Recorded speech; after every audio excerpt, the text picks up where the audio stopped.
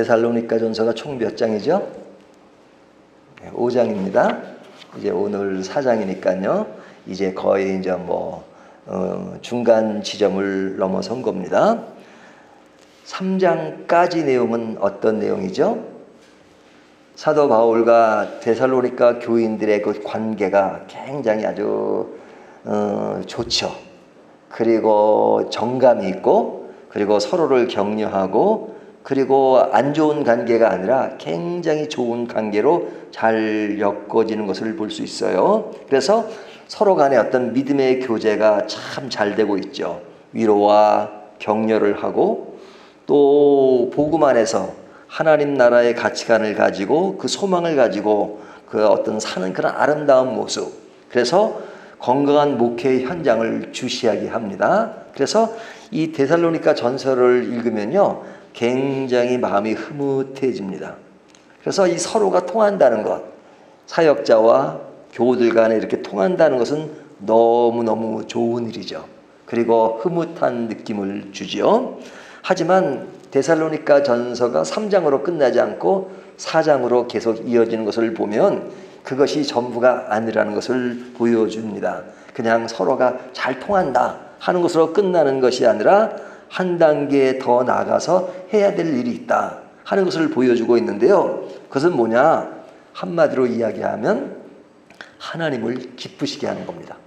하나님을 기쁘시게. 1절을 보면, 그러므로 형제들아 우리가 끝으로 주 예수 안에서 너희에게 구하고 권면하노니 너희가 마땅히 어떻게 행하며 하나님을 기쁘시게 할 수 있는지를 우리에게 배웠으니 곧 너희가 행하는 바라 더욱 많이 힘쓰라. 그러죠. 자, 바울은 그들에게 말하기를 너희는 하나님을 기쁘게 하는 삶을 살아야 되는데 그것을 이미 배웠다 이거죠. 근데 얼마나 많이 배웠을까요? 오랫동안 배우진 못했죠. 바울이 그들에게 3주 있었어요. 3주.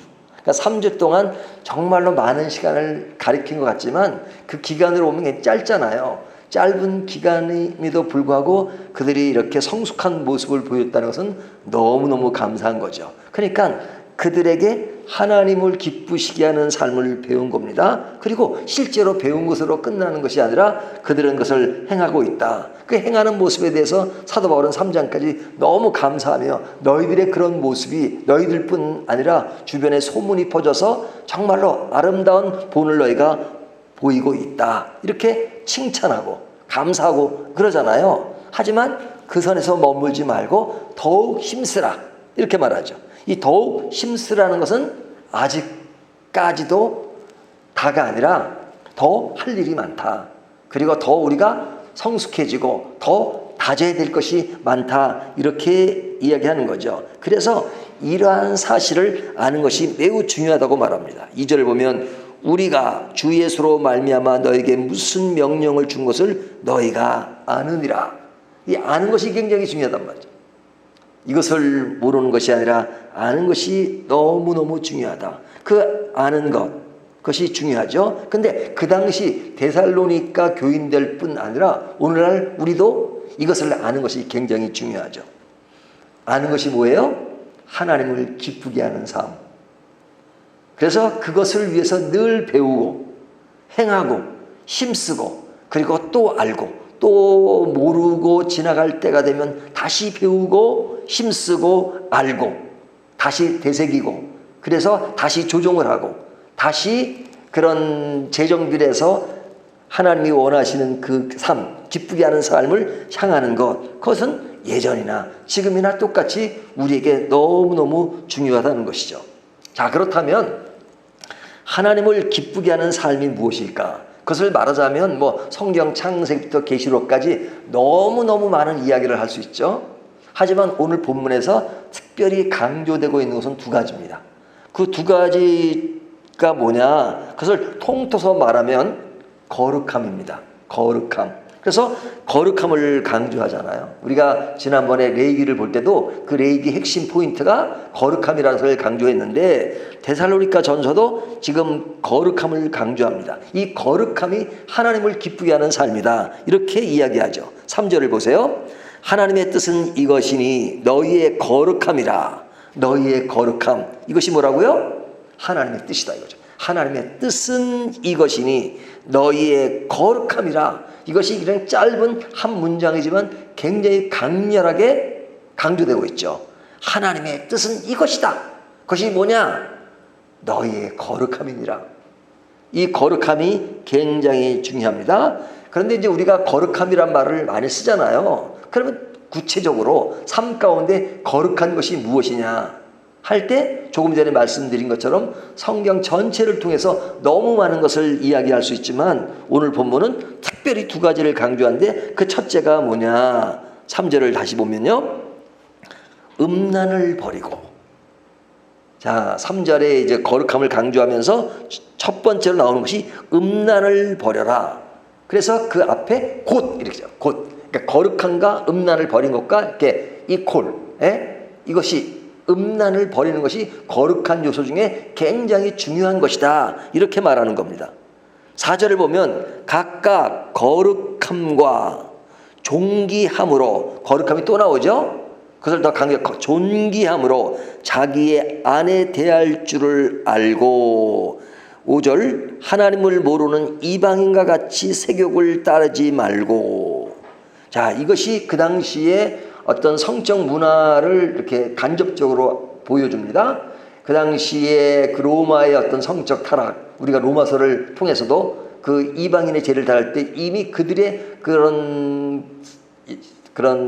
잘못된 그런 성적 타락에 대한 것을 이야기했잖아요. 그 당시에 로마의 지배를 받았던 데살로니가라고 하는 그 지역도 로마에 굉장히 많은 영향을 받은 그런 도시이기 때문에 그 당시에 사람들의 그런 음욕의 상황이 안 좋은 것을 지금 염두에 두고 이야기하는 겁니다. 그러니까 세욕을 따르지 말고 형제를 해하지 말라. 여기 6절에 보면 이 일의 분수를 넘어서 형제를 해하지 말라. 교회 안에서 이런 음욕의 문제가 일어나면 그것으로 인해서 교회가 어려워지고 다른 사람들에게 그런 상처를 주고 할 수 있는 요인이 많단 말이죠. 이런 일들이 거룩함을 해하는 것이다 하는 것이죠.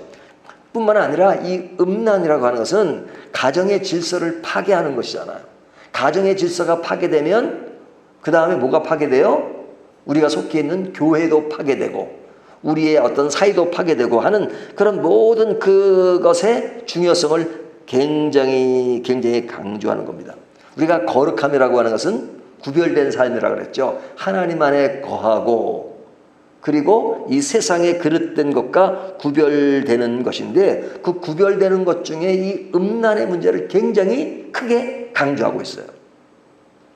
이것은 우리가 물리적인 그런 음란에 대한 이야기도 하지만 사실은 뭐와 연결되냐면 영적 음란이 뭐예요? 구약에서 제일 많이 강조하는 것이 우상 숭배에 대한 이야기를 많이 하고 있잖아요. 하나님 외에 다른 신을 섬기지 말라. 그래 자꾸만 우상을 섬겨요. 그것을 음란이라고 얘기한단 말이죠. 그러니까 영적으로 하나님 외에 다른 것을 향하는 것, 그것뿐 아니라 생활 가운데 음란한 생활을 통해서 교회를 파괴하고 그리고 가정의 질서를 파괴하는 것, 이것이 거룩함을 해야 하는 너무너무 중요한 요소란 말이죠. 그래서 로마서에 보면 음란에 대한 문제를 이야기하면서 그 결과는 뭐냐? 사형이다. 이렇게 말하잖아요. 이 이야기는 뭐냐면 거룩함은 가정의 질서와 신앙의 질서를 바로잡는 것이다. 이런 것에 굳건한 것이다.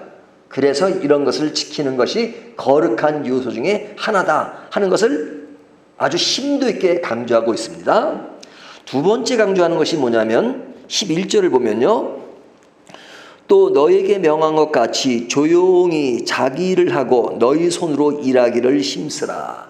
좀 분위기가 확 다르죠? 자, 앞에는 그 음란에 대한 문제를 아주 심도 있게 이야기한 다음에 두 번째 거룩함에 대한 이야기는 너무 평범한 이야기를 합니다. 그것이 뭐냐면 너희 손으로 일하기를 힘쓰라. 너희 손으로 일하기를 힘쓰라는 건 뭐예요? 너희가 열심히 생활 가운데 일하고 성실하게 삶을 살아라 하는 그 이야기죠. 수차 강조하지만 가난은 죄가 아닙니다. 하지만 게을러서 가난한 것은 죄예요. 그래서 없는 자를 위해서 도우라 하는 성경의 이야기를 많이 하지만 진짜 그 없는 자가 게으르고 하나님이 주어진 그런 많은 일들을 할 수 있는데 그것을 하지 않아서 그런 상이 된다 그러면 뭐 그럼에도 도와야 되겠지만 그러나 그것은 죄라고 말한단 말이죠. 안타까운 일이라고 말하는 겁니다. 그러니까 우리가 어려운 사람을 돕는 건 중요하지만 어려운 사람 입장에서 보면 내가 게을러서 어려운 것인가 하는 것을 생각해야 돼요. 내가 일을 안 하려고 하지는 않는가, 그리고 늘 도움을 받는 곳에 의존하는 것에 대해서도 생각을 해야 된다 이거죠. 그래서 지금 그 데살로니가 교회는 굉장히 신실한 교회예요. 신실한 교회인데 너희 손으로 일을 하라, 이것을 강조해요. 4장에 들어와서.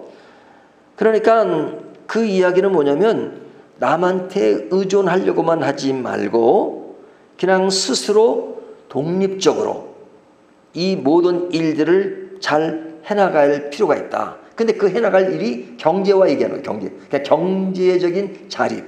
그래서 제가 그 성교회 하는 친구들에게 늘 강조하는 게 뭐냐면 성교회를 운영하기 위해서는 후원이라는 것이 필요해요. 그리고 또 많이 후원을 해야 돼요. 하지만 처음부터 후원을 1차적인 목표로 두면 안 된다. 항상 재정적인 독립을 먼저 생각해야 된다. 그러면서 후원도 필요하지 그냥 독립적인 재정은 생각하지 않고 그냥 후원 자체만 의존하는 것은 그것이 어려운 한계에 도달할 수 있다는 것을 늘 강조하는 것입니다. 근데 이제 이 데살로니가 교회에 대해서 사도 바울이 이런 스스로 일하라는 것을 강조하는 이유는 조금 요즘 상황과 다른 측면이 있습니다.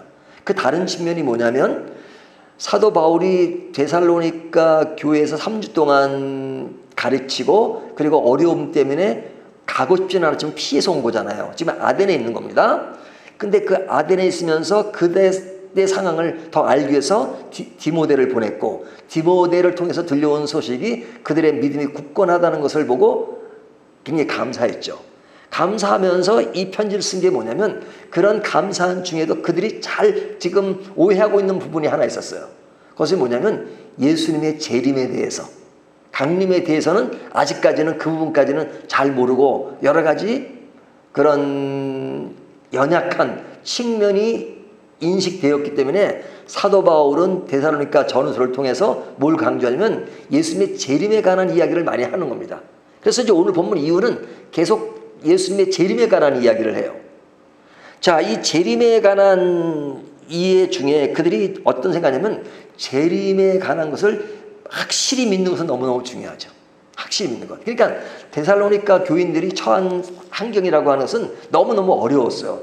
사도 바울이 얼마나 핍박을 받았으면 그냥 3주 후에 그냥 밑에 지역으로 떠나갔을까요? 빌립보에서 고생을 직살하게 하고 데살로니가 왔는데 또 그냥 어려움을 당하니까 피해서 지금 아덴으로 온 거잖아요. 그러니까 바울뿐만 아니라 데살로니가 교인들도 그런 어려움에 직면하고 있는 겁니다. 직면하고 있는데 그들에게 복음을 잘 받아들였고 받아들인 중에 모두 잘 받아들였느냐? 예수님이 재림하실 거라는 것도 잘 받아들였단 말이죠. 그래서 예수님이 언제 재림하실 거냐? 그거는 모르죠. 이 당시 이야기는 지금부터 2000년 전 이야기잖아요. 하지만 그때 이 사람들은 예수님의 재림을 곧 올 거라고 기대했어요. 곧 올 거라. 자기 시대 때 곧 올 거다. 그러니까 이 사람들이 지금 우리가 지금 다른 거 생각할 때냐? 뭐 일하는 게 문제야? 예수님이 곧 오시는데. 그러니까 그냥 예수님이 오시니까 지금 우리가 박해를 받고 어렵지만 곧 오셔. 그러니까 지금 오심을 준비하고 뭐에 힘써야 된다? 기도하는데 힘써야 된다. 이런 생각을 한 겁니다. 기도하는데 힘쓴다는 것은 너무너무 좋은 것이죠. 하지만 예수님이 곧 오시기 때문에 아무것도 하지 않고 일도 하지 않고 기도만 하는 것은 문제가 있죠. 근데 지금 데살로니가 사람들은 그런 성향이 있었단 말이에요. 믿음이 너무 좋으니까 기도만 하려고 그래요. 일은 하려고 하지 않고. 왜? 예수님이 곧 오시는데 무슨 일을 해요? 그러니까 바울이 지금 이야기하는 것이 첫 번째는 거룩함이 뭐냐? 음란의 문제. 두 번째, 너희 손으로 직접 일을 해라. 예수님이 오실 때 그때는 알지 못한다. 그러니까 지금 오실 때 준비하는 그 마음은 중요하지만, 그리고 기도하는 생활은 중요하지만, 지금 너희가 직면한 그런 삶의 모습을 성실하게 이어가는 것이 너무너무 중요하다. 이렇게 이야기하는 겁니다. 이것이 오늘 본문의 내용이에요. 자, 그렇다면 정리를 하죠.